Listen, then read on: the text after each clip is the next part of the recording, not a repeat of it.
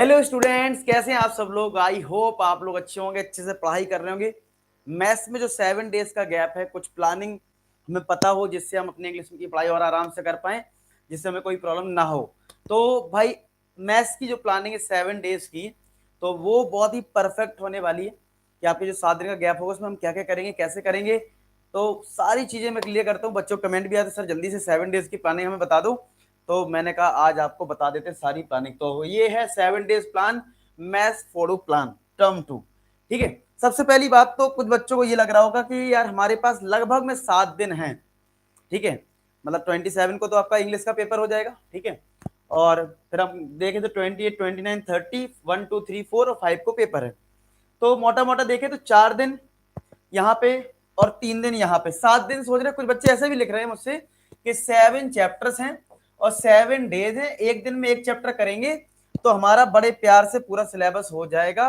और अगर आप ऐसा सोच रहे हैं तो बहुत ही घटिया सोच रहे हैं कि 7 चैप्टर्स हैं, 7 डेज हैं, एक दिन में एक चैप्टर करेंगे। अगर आप ऐसे करोगे तो यार एक एवरेज आप सोच रहे हो। ठीक है, एवरेज परफॉर्मेंस आएगी। अगर पेपर हार्ड आ गया तो आप दिक्कत में फंस सकते हो। तो ठीक है, तो ये सारी चीजें रहती है। तो आपको क्या करना पड़ेगा, पहली चीज तो ये, आपके पास टाइम कितना है। तो देखो, ऐसा तो है नहीं कि 27 को अगर आपका इंग्लिश का पेपर है तो 27 को आप कुछ नहीं पढ़ोगे। भाई पेपर दे के आगे 12:30 पेपर हो जाएगा। मान लो किसी का बहुत दूर है, 3 बजे तक तो सब घर में पहुंच जाएंगे। फिर सो भी लिया, चलो 2 घंटे, 5 बज गए, 6 बजे से क्या करोगे, मतलब खेलने चले जाओगे। यार पेपर चल रहा है, अभी तो खेलना नहीं बनता ना। तो यानी उस दिन भी आप पढ़ाई करोगे।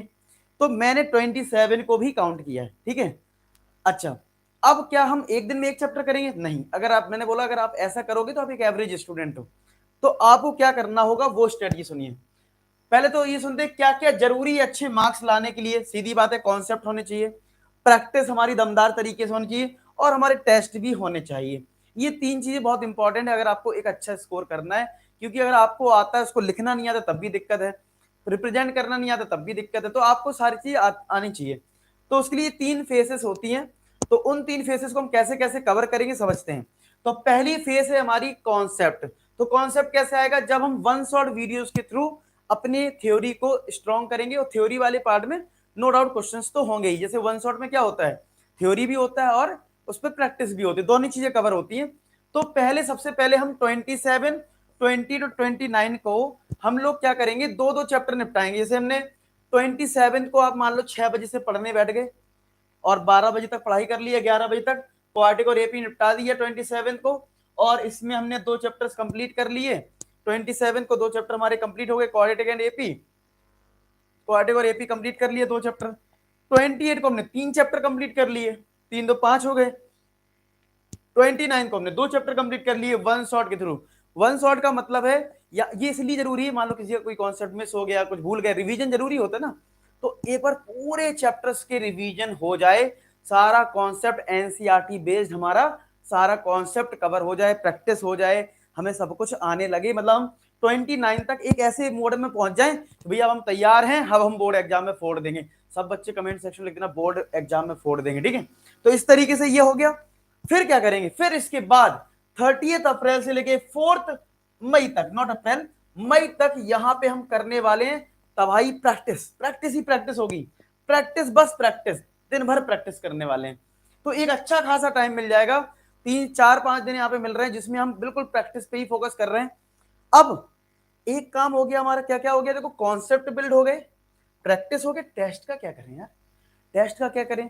तो हम कितने सैंपल पेपर सॉल्व करेंगे, तो हम 10 सैंपल पेपर सॉल्व करेंगे। कैसे करेंगे मैं बताता हूं कैसे करने वाले हैं।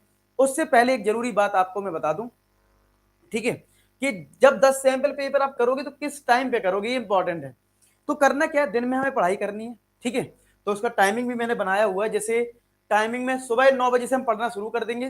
ठीक है, बाकी आपका क्या सजेशन है, आप टाइम जरूर बताना। मैंने वैसे परफेक्ट टाइम लिया है, सुबह 9 बजे सब लोग उठ जाएंगे यार, पेपर टाइम है। ठीक है, तो सुबह 9 बजे से 3 बजे तक हम 6 आवर्स पढ़ाई करेंगे, जिसमें वन शॉट वीडियो करेंगे।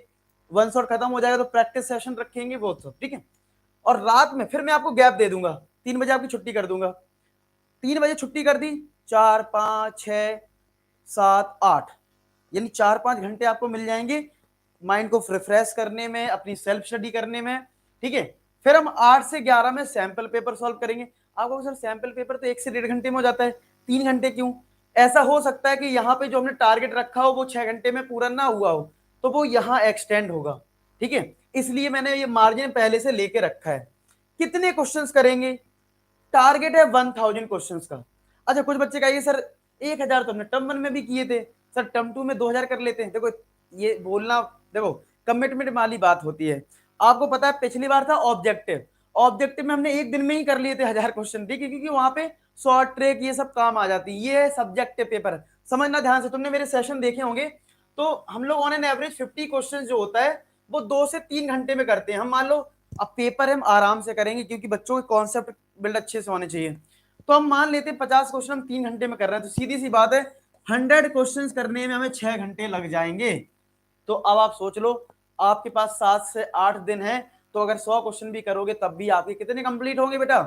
800 के आसपास। लेकिन हमने टारगेट ज्यादा रखा है, जिससे कि जैसे जैसे टाइम ज्यादा आएगा तो हम लोग अपना सेशन की फ्रिक्वेंसी और वो चीज करेंगे, आराम से हमारे 1000 हो जाएंगे। प्रैक्टिकल चीजें करनी है, थ्योट मतलब ऐसा नहीं करना कि जो पॉसिबल ही ना हो, ठीक है। ऐसा ना फिर हवाबाजी में चीजें चल रही, वो नहीं, एक्सप्लेनेशन अच्छे से हो, चीजें समझ में आए। तो 1000 क्वेश्चन का ये है। अच्छा, अब एक इंपॉर्टेंट बात है ये कि मैंने आपको लाइव सेशन समझा दिया, बहुत अच्छी बात है। अच्छा, कई बार क्या होता है, हम लोग ये मिथ पाल लेते हैं कि सर हम 1000 क्वेश्चन जो कर रहे हैं सर, अब हम रिवीजन कैसे करें? तो आप एक बताओ, जब मैं 1000 क्वेश्चन करवाऊंगा तो उसमें रिवीजन भी होगा। मतलब क्वेश्चन जो होते हैं, देखो क्या होता है, जैसे एक कॉन्सेप्ट सीख लिया, उसी कॉन्सेप्ट पे दूसरा क्वेश्चन आएगा। अब 1000 क्वेश्चन डिफरेंट थोड़ी ना होते हैं, समझ रहा हूं? तो उसी में कॉन्सेप्ट रिवाइज भी होगा, यानी आपका रिवीजन भी उसी में इंक्लूडेड हो जाएगा।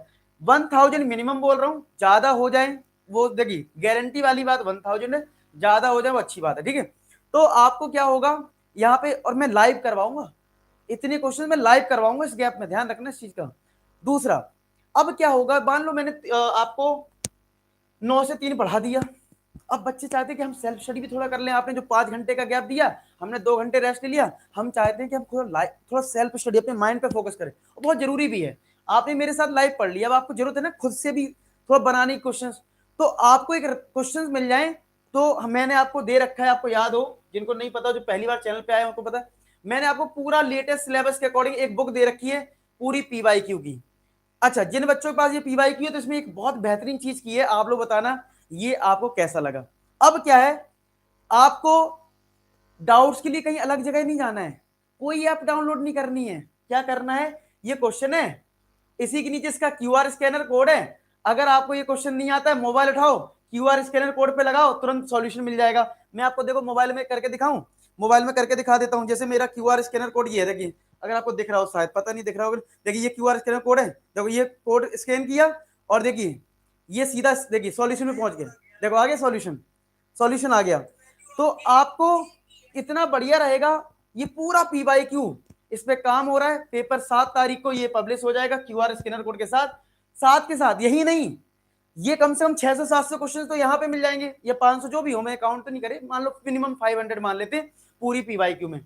और कुछ क्वेश्चंस एक्स्ट्रा 500 क्वेश्चंस आप और मान लो, आपको ठीक है, आपको 500 क्वेश्चंस 500 क्वेश्चन के आसपास आपको वहां पे मिल जाएंगे, ठीक है, पीवाईक्यू में 500 क्वेश्चन आपको पीवाईक्यू में मिल जाएंगे। और 500 क्वेश्चन मैं ट्राई कर रहा हूं कि काम हो चल रहा है, ऑलमोस्ट होने वाला है, एक्स्ट्रा मिल जाएंगे, जिसमें आप 500 प्लस एक्स्ट्रा क्वेश्चन मिल जाएंगे, जिसका पीडीएफ विद स्कैनर होगा, यानी क्वेश्चन उसका सॉल्यूशन भी। यानी जब तुम सेल्फ स्टडी करने बैठोगे, मान लो तुम जिस टाइम में लाइव नहीं हो, तुम क्वेश्चंस कर रहे हो, तुम्हें कोई क्वेश्चन फंस गया, तुरंत रिवाइज कर लो, सोचो कितना मजा आ जाएगा।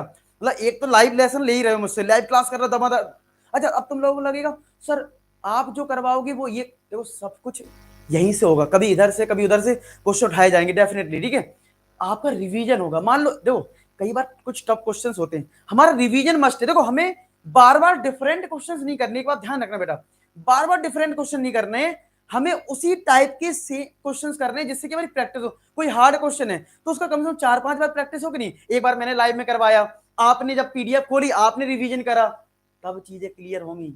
एक बार में कई बार क्लियर नहीं होता कॉन्सेप्ट, तो समझ में, यानी 1000 क्वेश्चन में जो लाइव में करवा रहा हूं, घूम फिर के कहीं ना कहीं वो प्रीवियस ईयर क्वेश्चन से होंगे, घूम फिर के वो 500 क्वेश्चन से होंगे। तो आपका अल्टीमेट 2-3 बार रिवीजन होगा। क्यों? क्योंकि एक तो आप पीडीएफ से जब करोगे, आपको कोई क्वेश्चन फंस गया, आपने उसका सॉल्यूशन देख लिया एक बार, एक बार मैंने लाइव क्लास में वन शॉट वीडियो में कभी करवाया, उसी हार्ड क्वेश्चन को मैंने प्रैक्टिस सेशन में करवाया। तो मुझे पता है कौन से क्वेश्चन हार्ड हैं जिन पे मुझे बार बार टारगेट करना है, तो 2 से 3 बार तो मैं भी रिवाइज करवा दूंगा जो हार्ड क्वेश्चन है। जो हार्ड क्वेश्चन है 2-3 बार तो मैं ही रिवाइज करवा दूंगा। 1-2 बार आप करोगे, आपको सारे क्वेश्चन, यानी मेन आपका 1000 क्वेश्चन है, चाहे वो लाइव क्लासेस से करो चाहे खुद से पीडीएफ से करो, 1000 क्वेश्चन रट जाने चाहिए, माइंड में सेट होने चाहिए। हम 4000 की बात 2000 की बात नहीं कर रहे, हम 1000 क्वेश्चन की बात कर रहे हैं। चाहे मेरे लाइव सेशन हो चाहे वो आप पीडीएफ फॉरवर्ड से करो, वो घूम फिर के वहीं से आएंगे, लेकिन आपका रिवीजन हो जाएगा। क्या आप मेरी बात समझ गए? अच्छा, इस तरीके से अगर आप सारी चीज फॉलो कर पाए तो डेफिनेटली आप मैथ्स में तो बहुत अच्छा स्कोर कर सकते हो। इसमें 1% गारंटी, मतलब 1% भी मतलब आप शक नहीं कर सकते, समझ रहे हो? 1% भी शक नहीं हो सकता, आपको इतनी सारी चीज मिल रही है। अच्छा, आप मुझे बताना जो क्यूआर स्कैनर वाला जो कॉन्सेप्ट है आपको वो कैसा लगा, ठीक है? तो ये मेरे साइड से है, बाकी जो भी आपके सजेशन है वो भी आप जरूर कमेंट सेक्शन में लिख देना, और क्यूआर स्कैनर के बारे में जरूर लिखना कि आपको कितना बढ़िया लगेगा। मोबाइल उठाया, उसका कोई डाउट आ रहा है, तुरंत स्कैन करा और सॉल्यूशन तक आप पहुंच गए, ठीक है? तो मिलते हैं नेक्स्ट वीडियो में, तब तक अपना ख्याल रखें, पढ़ाई करते रहें। लास्ट में एक ही बात बोलूंगा कि आप सभी सफल हो। धन्यवाद।